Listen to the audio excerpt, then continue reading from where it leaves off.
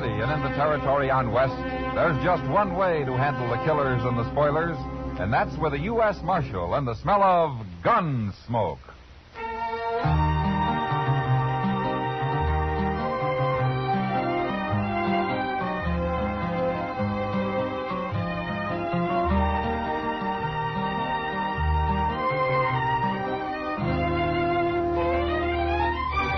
Gunsmoke, starring William Conrad. The transcribed story of the violence that moved west with young America. The story of a man who moved with it. Matt Dillon, United States Marshal.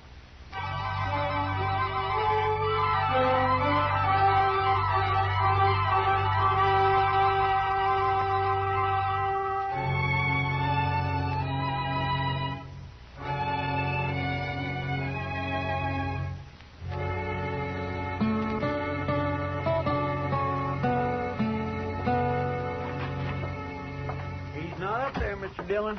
He's just plain vanished. And there's no note anywhere, Chester? No, sir, nothing. I looked again, all over. Well, it's 2 days now. That isn't like Doc. I still think he's just gone off on an emergency out in the country somewhere. Well, maybe, but he's always left word before. Well, what'll we do, Mr. Dillon? I don't know. Might start asking people, Chester. Try the saloons and the store and maybe the depot, huh? All right, sir. I'll go right now. Well, I do declare. What? Riding right up Front Street is as big as life. What? Why, that old devil.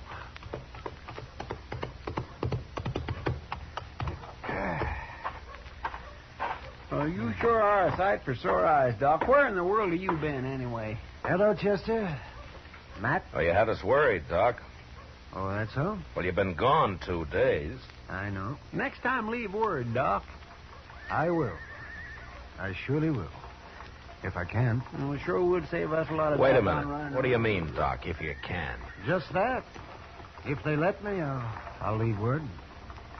Come on inside, huh? Okay, Doc, I'm curious. You want to tell me about it? Well, I can tell you part of it, the least important part. I made a promise about the rest. You know how it is, man. No, but you tell me. Well, the other night, Wednesday it was, I was peacefully asleep on my couch when a couple of riders tromped right into my office. They said a man was hurt bad on a place out past Fort Dodge. So naturally I got up and went along with them. Well, then why didn't you leave a note and say so? They told me not to. They told you what? Let him talk, Chester. Of course, I figured then it must be a shooting. But my job is to take care of everybody, sinner and saved alike. And so when we finally got to this place the next day... What place? That's part of what I promised not to tell, Chester. Oh, my. But like I was saying, there was a young man there who'd got himself shot in the back. The bullet lodged right in his spine. I dug it out and did all I could for him. And then I just sat there for quite a spell. And then I put my things away and I walked out into the other room. Well, Doc, how is he? I did what I could. What do you mean? He's dead. The shock of extracting that bullet was too much for him. It's a bad place, the spine. You killed him, huh, Doc? No. No, I didn't kill him. He's dead, ain't he? That boy wouldn't have lived more than a couple of days anyway with that bullet where it was. Whoever put it there murdered him. Want me to shut him up? Not yet. Doc, tell me something. You know that boy in there? I do. Mm-hmm. The 3 of us here, you know any of us? Him? I've seen him around somewheres. Dodge, I guess. Well, that settles it. He ain't walking out of here. Shut up. You know his name, Doc? No, I don't. Might come to me, though. Let me think. You don't understand, Doc. He wants to kill you already, and now you're trying to remember his name. That's just going to make it worse. You can't kill a doctor for following his oath. No. I shot that boy and he tried to get away and shoot you just as easy. Don't be a fool. I'm a doctor. And since there's nothing more I can do here, I got to be available to other patients. Don't you know I'm the only doctor within 100 miles of Dodge? Right now, it's one too many. Now, wait a minute. I'm kind of thinking the Doc's right. You know, he ain't like an ordinary man. A doctor's Well, it's almost like he ain't quite human somehow. He's human enough to tell what he knows to that hard-head marshal they got in Dodge. The way I figured, it's us or the dog. I'm not interested in what you figure, mister. Right this minute, there may be some woman having a baby and needing me real bad. There may be several folks needing help. He's right. We can't kill him. Well, I can't. You do what I say and nothing else, you hear? And Doc, listen to me. If I let you go, will you promise not to tell about anybody you recognized here? And if I don't? And Doctor, no, Doctor, I'll kill you myself. Yes, I suppose you would. All right, I'm here as a doctor. And nothing else. I promise. Word of honor, Doc. My word of honor. Okay, get out.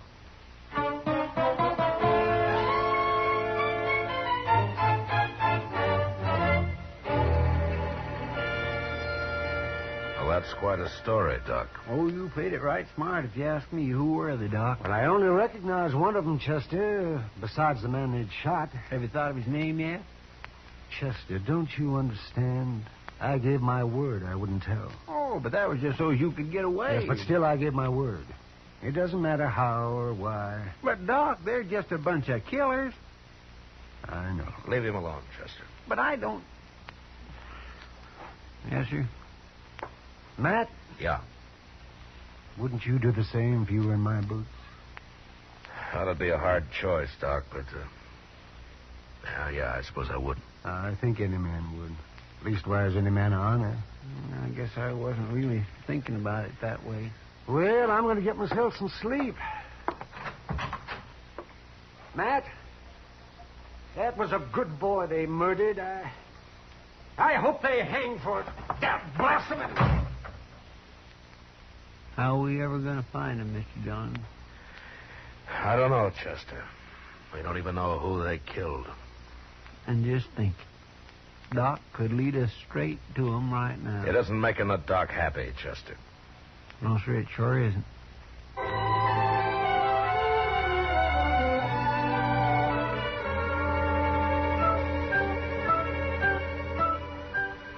Sincerely, Matt Dillon.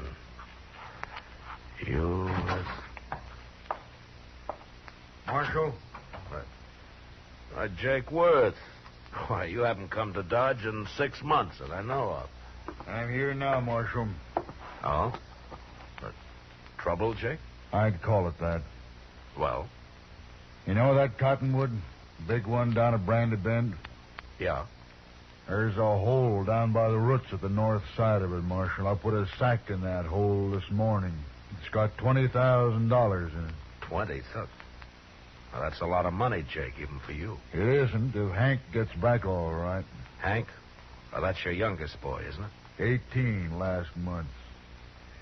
He didn't show up the other night, Marshal, and next morning I found a note tacked on the corral. Said to leave the money or they'd kill him. Well, come on, Jake. We'll try to get there before they pick up the money. No, Marshal, I won't take any chances. They'd shoot him sure if we did that. You should have told me before you left the money. You should have come here first. You didn't hear what I said, Marshal. I won't take the chance. All I want now is for you to watch for anybody who turns up rich around here. Jake, listen to me. You listen to me, Marshal. Nobody's going to do a thing till Hank's back safe on the ranch. Not one dang thing. Jake, if they killed Hank, you'd want him hung, wouldn't you? I'll hang him myself if it comes to that. All right, then let's go. Let's get down to Brandy Bend and wait for him. No, I already told you no. Jake. I think Hank's dead. You what? I think they've already shot him, and he's dead. What are you talking about? Where is he? I don't know. How come you think he's dead? Well, I can't tell you. Marshal, I've had about enough of this. Look, we're wasting time here. Come on, Jake. I'll tell you what I can on the way to the river. You better, by heaven, or one of us ain't never going to get to the river.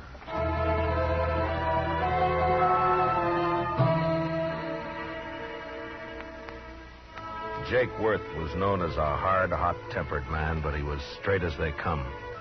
He'd made one fortune in Texas cattle and another in buffalo hides. And now all he wanted was his ranch and his 3 sons to work it with him. The Worths were good men. They didn't cause any trouble. And they worked hard. It wasn't easy to tell Jake, but without mentioning Doc, I said what I could. And when we reached the Arkansas, we hid our horses in a clump of bushes and worked our way on foot up to the big cottonwood. And then we saw it. That's him. That's Hank.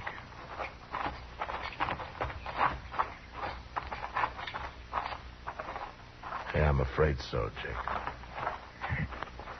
Yeah. They killed him. They killed him all right. He was a good boy. Had his whole life to live yet. Why'd they do it? If I gave them the money, why'd they do it? I'm sorry, Jake. Marshal, I want the truth now, every bit of it. Well, that's all I know, Jake. Hank tried to break, and one of them shot him. But we'll get him. I'll take care of myself soon as you tell me who they are. I don't know who they are. Don't lie to me, Marshal. You know a lot you're not telling me. I've told you all I can. That's Jake. my boy lying there, Marshal. He's been murdered, and if I didn't know you so well, I'd begin to think maybe you had something to do with it yourself. Easy now, Jake. Then why don't you tell me? Because the man who told me about it had to promise not to name anybody. That's why. What man? Who is he? I'll get it out of him if I have to cut it out. I know. That's why I can't tell you who he is. What kind of a lawman are you, anyway? I've told you all I can, Jake. No. No, you haven't. Marshal, I don't believe your story about nobody promising nothing. You know who done it. You're going to tell me. I'm giving you 24 hours to name those men. And me and my boys are coming to Dodge. There'll be blood spilt, Marshal. Jake, I give you my word, I don't know who did it. I don't believe you. I'll help you take your boy home now. Go on back to Dodge. I'll manage here. You're making a bad mistake, Jake. 24 hours, Marshal. I'll be there. We'll find you, wherever you'll be. Jake, So long, Jake.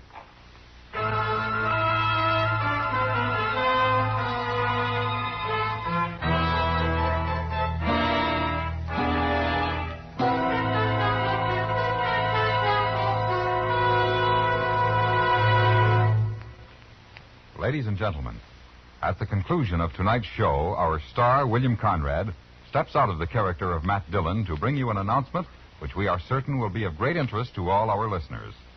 So be sure to listen at the close of tonight's program for a special message from William Conrad. And now the second act of Gunsmoke.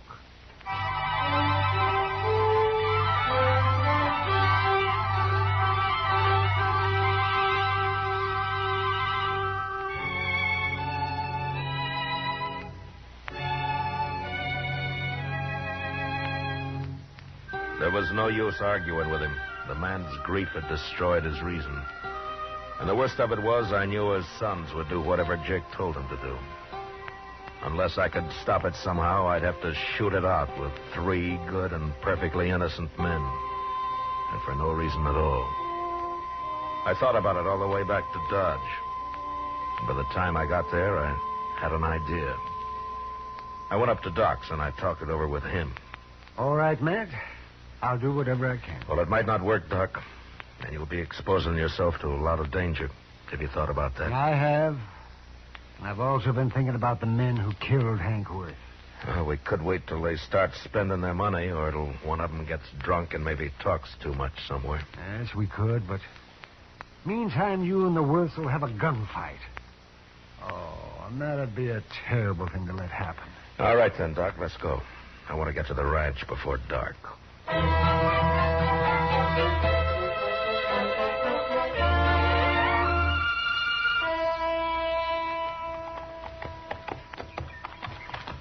Well, Matt, I haven't been out here since Mrs. Worth died. It must be 4 or 5 years now.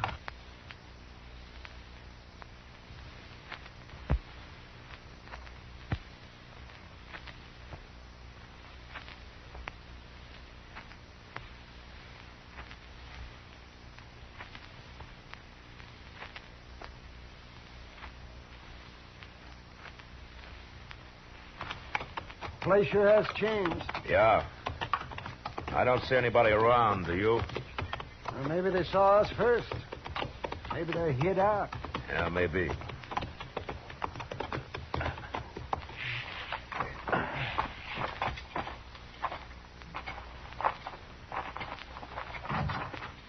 That's far enough, Marshal.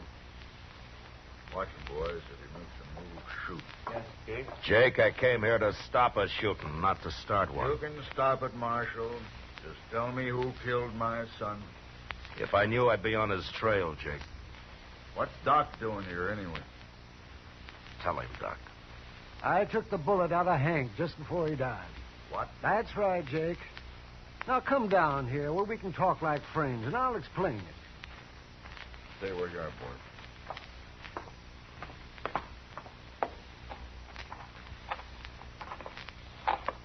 All right, Doc, let's hear it. Well, they got me out of bed, Jake, and they led me out into the country. Hank had been shot in the back, and I extracted the bullet. But it was no use. He'd have died anyway. There were 3 men there, and I recognized one of them. Who was he? I had to promise I wouldn't tell, Jake, or they'd have killed me. Well, that don't matter now. Think about it, Jake. Doc gave him his word, and you're asking him to break it. Now think about it for a minute. I'm thinking, and I'm thinking about my boy, too. Hank's dead, Jake. We can't help him. Shot in the back, and the coward who did it's running free. You want to help get him, Jake? Don't ask fool questions, Marshals. Of course I want to get him. All right, then listen to me. Those men told Doc if he talked, they'd kill him. Yes, and they meant it to. All right, so I got an idea, Jake. We'll spread it around that Doc has identified the killer. The news will reach him soon enough. And meantime, I'll lay low and have Chester tell everybody I've ridden out after them. Go on. And we'll just wait. 1 or 2 or maybe all 3 of them will come into Dodge to kill Doc some night soon. I still might get away. Now, I'll deputize you and your boys right now, and you can wait for them with us. But you're going to have to stay hidden like me. Well, we won't mind that. Not if we get a chance with them, we won't. Good.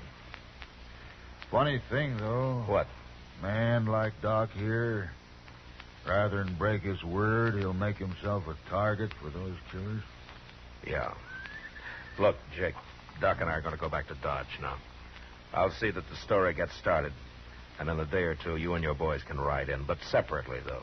Otherwise, it might cause talk. I understand. And come straight to Doc's. We'll get there.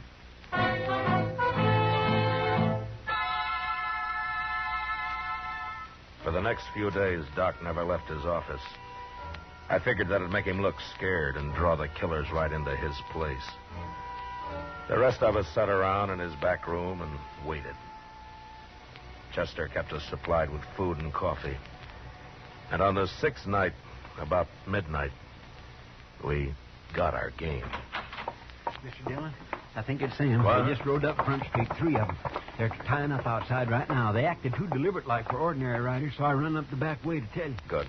Doc, come on in here, huh? What do you want me to do, Matt? Take cover in here and stay out of sight, huh? Whatever you say, Matt. Let's go downstairs and meet them, Marshal. No, we might just scatter them that way, Jake. Now, listen. One of them will probably stand guard on the street while the other 2 come up here to get Doc. Chester, you and the 2 boys go down the back way. Jake and I'll wait in Doc's office. Now, don't jump that man until we go into action up here. You understand? Yes, right, got it. All right, then move and move fast. All right, come on, Jake. Now what? Well, we'll just wait here in the dark. Good. I'm going to bunch up Doc's blanket on the couch here so that they'll think he's in it. What? They're on the stairs now. All right, get back in the corner, Jake, or we'll be shooting each other. Yeah. Now, quiet. And don't start shooting till I do.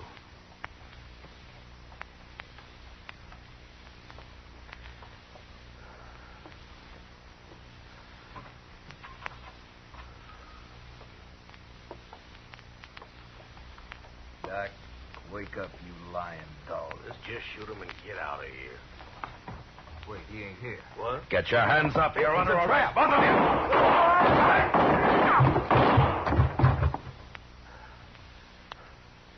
you. You all right, Jake? Yeah, I got one of them. I'm all right. Doc, come on out. They're dead. Light the lamp, will you, Doc? All right. You okay, Mr. Dillon? Yeah, come on in, Chester. So we got him. He tried to get away when he heard the shooting up here, but he run smack into one of the Worth boys. He's dead. Bring the lamp over here, Doc. No, I don't know either one of these men. Now, Doc, you can tell us now. Is one of these the man you recognized? This one here. I remembered later I treated him for a broken nose some time back. I never did know his name. He came up the trail with a herd, I think. Yeah. Doc, will you take care of things? Sure, man.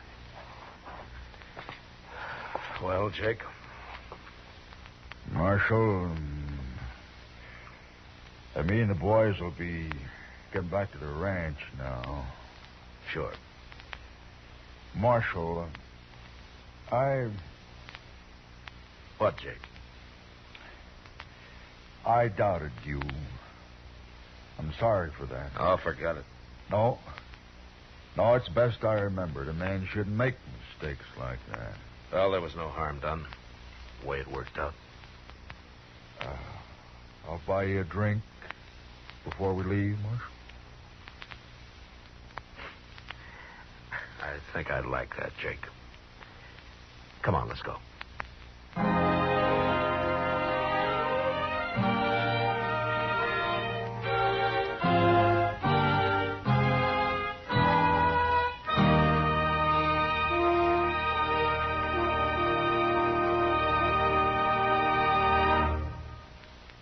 Now, a special announcement. Here is our star, William Conrad. Thank you, George. You know, I believe this is the first time I've ever set aside the character of Matt Dillon to speak to you. But this is important to all of us here on the show, and I hope it will seem so to you.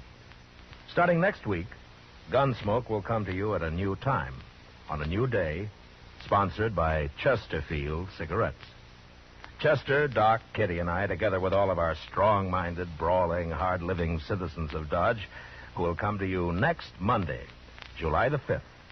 So from now on, that's when you'll hear Gunsmoke, on Mondays. And we like to think that all of our listeners will find time this coming Monday night, July the 5th, to tune in to their local CBS radio station for Gunsmoke. Until then, good night.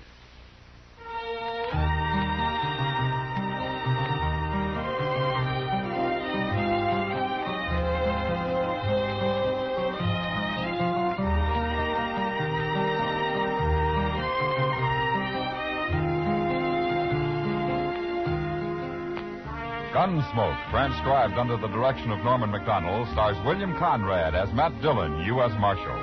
Tonight's story was specially written for Gunsmoke by John Meston, with music composed and conducted by Rex Corey. Featured in the cast were John Daner, Lawrence Dobkin, and Harry Bartell. Parley Baer is Chester, and Howard McNear is Doc. Join us again Monday, July 5th, as Matt Dillon, U.S. Marshal, fights to bring law and order out of the wild violence of the West in Gunsmoke. George Walsh speaking.